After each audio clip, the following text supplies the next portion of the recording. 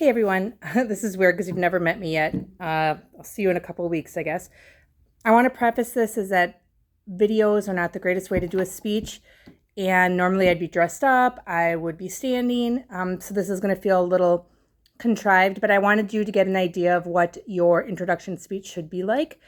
I want to remind you of 3 note cards you're allowed to do, and it should be extemporaneous, which means you are not reading the speech. You are looking at notes, like you'll see that my notes just have a little bit of words on them, and then you're talking from there.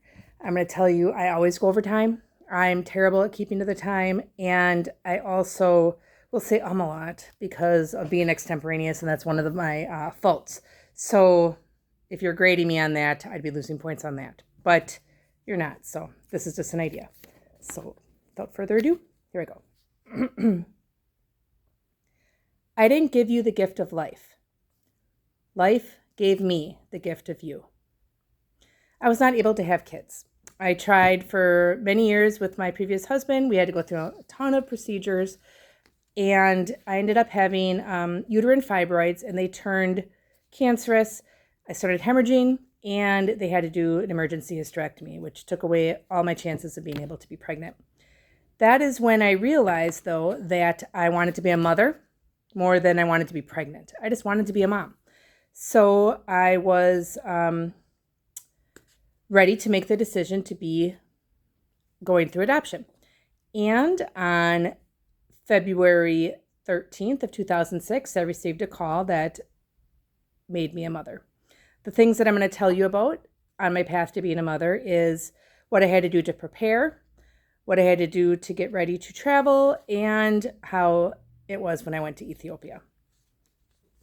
The adoption process itself is the first thing I'm going to talk about, and that was a huge, huge process. So first thing I want to talk about is the adoption process, and I had to start with an agency. The agency I ended up going with was called Children's Home Society and Family Services, and it was in Minnesota. I also had to get a social worker, and that was from Children and Families First, and that was in Madison. Her name was Ann Johnson. And there was just a ton of paperwork. We're talking, I don't even know, well over 100 different pages of things, anything you can think of. And we had to create a dossier, it was called. And what really kind of sucked is we had to go to the bank and get that all notarized, each separate page for all the different things. So that took forever. And then we had to have a home study where Anne came to our house to make sure that it was fit to have children.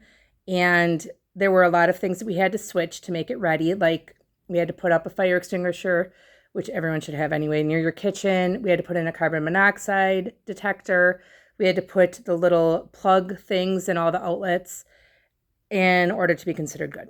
But once we did the whole adoption process, we turned in our dossier. And then that brings me to my next point, which is preparing for travel. And that was pretty amazing.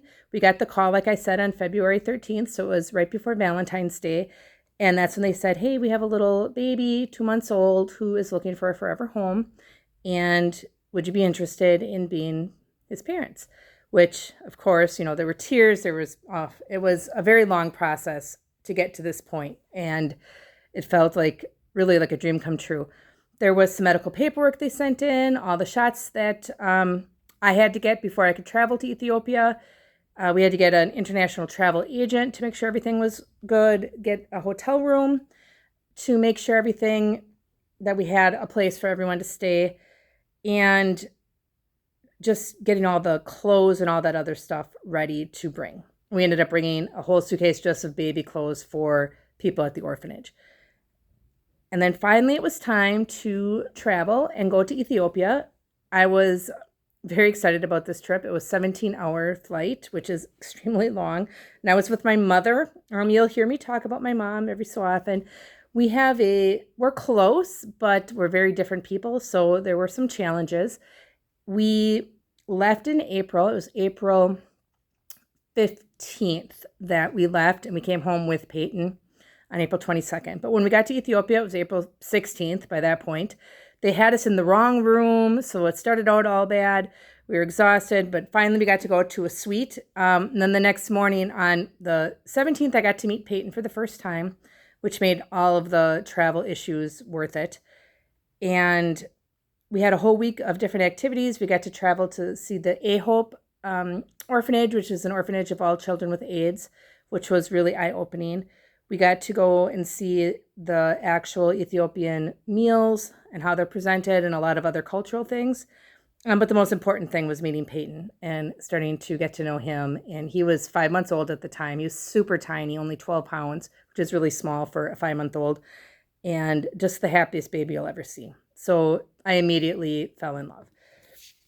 And that brings me to my conclusion of everything that I learned on how to become a mother, which was a little bit of a different journey than other people have to take. There was a lot of paperwork involved to become ready to adopt. Then once we received notice that we were able to adopt Peyton, there was 2 months in between that and when we can actually travel. So we had to prepare for traveling, and then we went to Ethiopia. The thing I learned most from this is to never give up on your dreams.